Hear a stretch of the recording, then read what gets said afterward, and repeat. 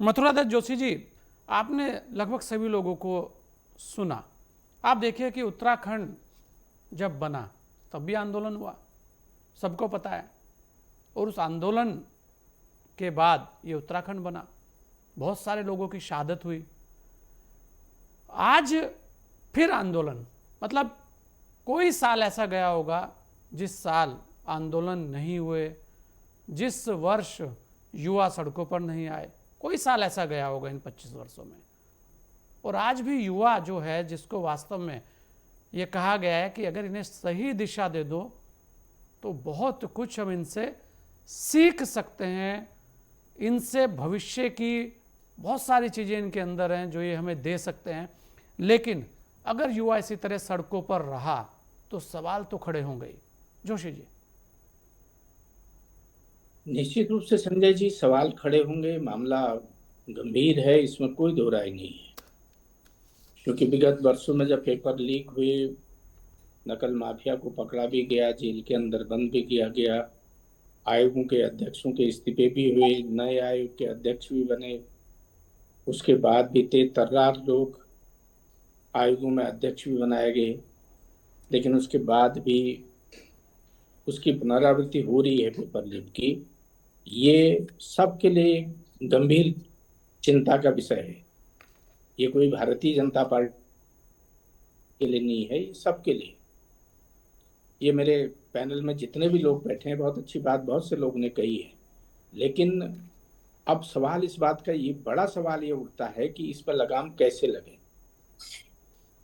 आप राज्य बनने के बाद देख लीजिए, पहला पटवारी घोटाला हुआ था 2003-04 में। उसके बाद से बहुत सी परीक्षाएं ऐसी हैं, बहुत सी परीक्षाओं में निश्चित रूप से पेपर लीक हुआ, निश्चित रूप से घोटाले भी हुए, और हर सरकार ने उसके लिए प्रयास भी किए।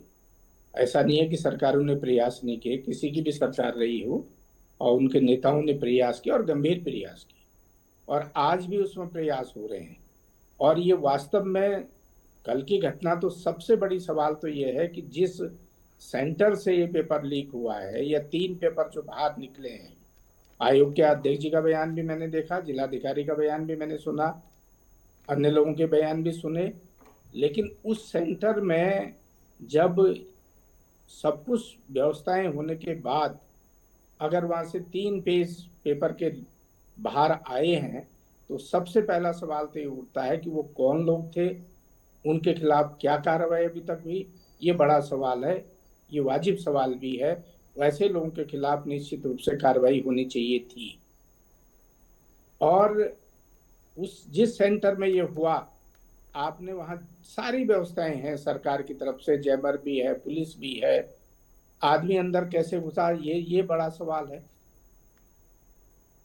माननीय मुख्यमंत्री जी हर मामले में गंभीर हैं, नकल विरोधी कानून भी लाए। आज भी मुख्यमंत्री जी ने कहा है कि जब तक मैं नकल माफिया को जेल की सलाखों में नहीं डालूंगा, तब तक मैं चैन से नहीं बैठूंगा। आज मुख्यमंत्री जी का बयान पुनः आया है। लेकिन कौन लोग हैं, ये निश्चित रूप से इसके लिए सोचना पड़ेगा, इसको देखना पड़ेगा। नौजवानों को भी देखना पड़ेगा, बुजुर्गों को भी देखना पड़ेगा, और सारी राजनीतिक पार्टियों को बैठकर इसमें चिंतन करना पड़ेगा। विशेषकर राजनेताओं को, जो सत्ता में जो भागीदार रहते हैं, उनको इसमें चिंतन करना पड़ेगा। ये हम जैसे कार्यकर्ताओं को यहाँ कह के बात नहीं बनेगी, चाहे उसमें हमारे नेगी जी हों, चाहे राम भाई हों, चाहे मेरे राजेश भाई हों, चाहे मैं हूँ।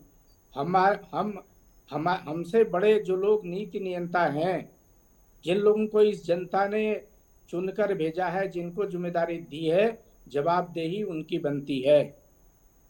जो लोग लंबे समय से सदन में हैं, जो लोग सरकारें चलाए हैं, घर बैठ गए, या सरकारें चलाने का आगे को भी सपना देख रहे हैं, पीछे भी सरकारें चलाई हैं, सबको सोचना पड़ेगा इसमें।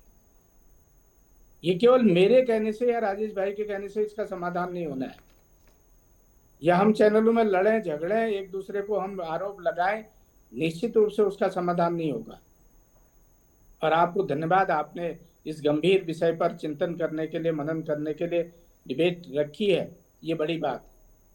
और सबसे बड़ा सवाल, जो बुनियादी सवाल है, मेरा तो कहना है कि उस सेंटर के अधिकारियों को सबसे पहले जेल की सलाखों में डालना चाहिए, जिसके सेंटर से पेपर बाहर आया है और जिसके माध्यम से आया है। सरकार को सबसे पहले, मैं कल से कह रहा हूं, उस व्यक्ति को आइडेंटिफाई करिए जिसने वो पेपर बाहर किया है। यह मोबाइल गया तो कैसे गया, क्यों गया, कौन उसके लिए जिम्मेदार थे। ऐसे लोगों को जब तक हम इनकी नकेल नहीं कसेंगे, मैं समझता हूं हम इन मुद्दों पर, इस मामले में हम पार नहीं पा पाएंगे।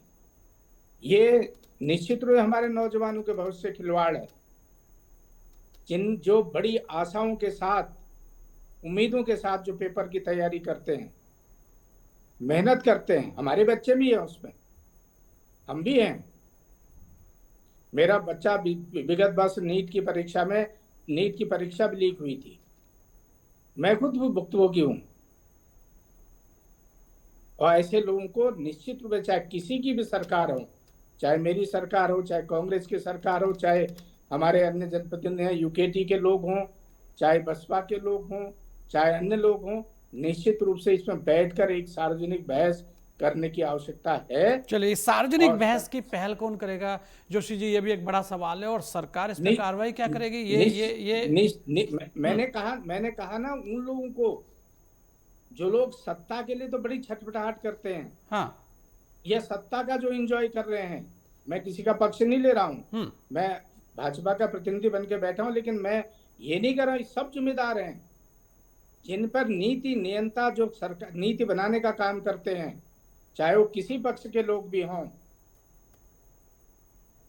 क्या वो बैठकर ये तय नहीं कर सकते कि नौजवान जिसके वोट के बल पर, जिसके मत के बल पर जो सरकारें बनती हैं, क्या उनके प्रतिनिधि ये बैठ के बात नहीं कर सकते हैं कि हम पेपर लीक क्यों उन्हें दे रहे हैं भाई?